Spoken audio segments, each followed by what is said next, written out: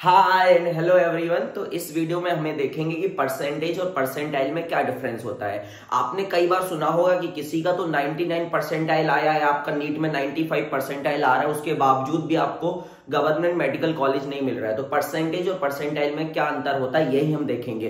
तो जैसा कि आप लोग जानते हैं, परसेंटेज जो होता है वो आपको ये बताता है कि आपने किसी एग्जाम में कितना परसेंट मार्क्स ऑब्टेन किया, जबकि परसेंटाइल आपको मार्क्स ऑब्टेन नहीं बतलाता, ये बतलाता है कि आपकी रैंक क्या होगी। तो मोटा मोटा मैं आपको बताऊंगा कि अगर आपको किसी का परसेंटाइल पता है और आपको ये पता है कि उस एग्जाम में कितने लोग बैठे थे, मतलब कितने लोगों ने एग्जाम दिया, तो आप आराम से उनकी रैंक कैलकुलेट कर सकते हैं। तो यही हम देखने वाले हैं कि परसेंटाइल से रैंक कैसे कैलकुलेट करें। तो वही मैं आपको समझाने वाला हूं कि आप परसेंटाइल से रैंक को कैसे कैलकुलेट करेंगे। ठीक है, तो मान के चलिए कि आपका पहले परसेंटेज देख लेते हैं क्या होता है। तो मान के चलिए नीट एग्जाम में आप बोले कि आपका 95 परसेंटेज मार्क्स आया। इसका मतलब क्या है, नीट एग्जाम हम जानते हैं कितने मार्क्स का होता है, 720 मार्क्स का होता है। अगर 95% परसेंटाइल नहीं 95% अगर आपका मार्क्स आया, इसका मतलब क्या है कि आपने कितना स्कोर किया है, 648।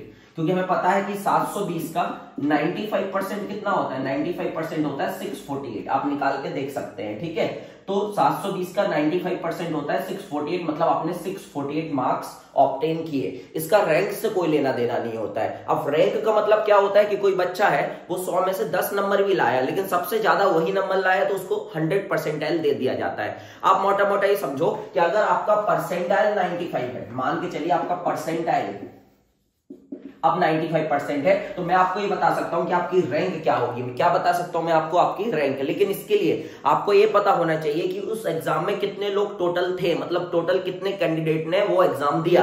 तो जैसा कि आपको पता है नीट 2025 जो है वो 22 लाख लोग 22,09,000 कुछ बच्चों ने दिया है। तो अगर किसी का 95 परसेंटाइल आया तो उससे मैं आपकी उनकी रैंक बता सकता हूं। आप कैसे रैंक निकाल सकते हैं, आपको सबसे पहले क्या करना है, इसका मतलब ये होता है कि उसने वो टॉप 5% लोगों में है, मतलब उसने 95% लोगों को पीछे दिया, मतलब 22 लाख में से 95% जो है उतने बच्चों को उसने पीछे किया, तो उस हिसाब से उसकी रैंक कैलकुलेट होगी। तो आपको सबसे पहले क्या करना है, 100 में से जितना उसका परसेंटाइल उसको माइनस कर देना है। तो कितना आया ये 5।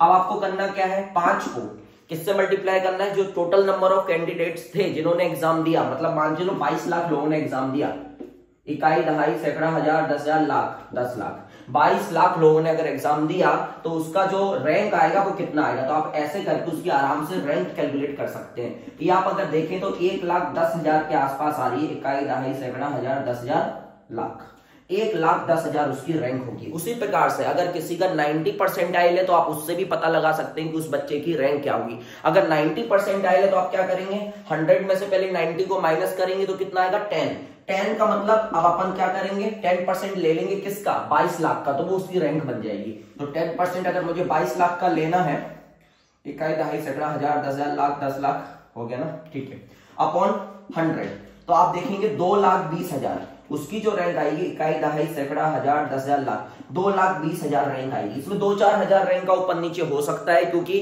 क्या होता है कि अब तो हम ऐसे नंबर ले रहे हैं उसमें point up to 5 digit up to 4 digit तक होता है पॉइंट के बाद, तो उसमें थोड़ा बहुत डिफरेंस आ सकता है, लेकिन ज्यादा नहीं है। मोटा मोटा आप आराम से किसी भी बच्चे की रैंक निकाल सकते हैं अगर आपको उसका परसेंटाइल पता है। इसका मतलब अगर किसी का 99 परसेंटाइल आया है तो उसका मतलब यह है कि वो टॉप 1% पे है। इसका मतलब उसने 99% लोगों को पीछे किया, और 22 लाख का अगर आप 1% निकालेंगे तो वो आपका आएगा 22,000, मतलब किसी का 99 परसेंटाइल अभी है तो उसकी 22,000 रैंक आई है। अब आप समझ जाइए कि अपन को मान के चलिए कि 50,000 या मान चलिए 60,000 तक स्टेट से, अच्छा ऑल इंडिया से तो कितना मिल रहा है, 25,000 तक ही मिल रहा है कॉलेज ना, रैंक तक। तो आप ये समझिए जिसका 98.9 या 98.9 या 98.7 के आसपास परसेंटाइल है, उनको ऑल इंडिया से कॉलेज मिल जाएगा। और हम स्टेट की बात करें तो हर एक स्टेट का अलग अलग रैंक पे कट ऑफ जाता है। जैसे हम छत्तीसगढ़ की बात करें तो इस बार 85,000 के आसपास जा रहा है, और 85,000 के लिए आपका 96 या 96 परसेंटाइल होना चाहिए। हाँ, मतलब 96 से ज्यादा होनी चाहिए, लगभग 96.5% परसेंटाइल होना चाहिए।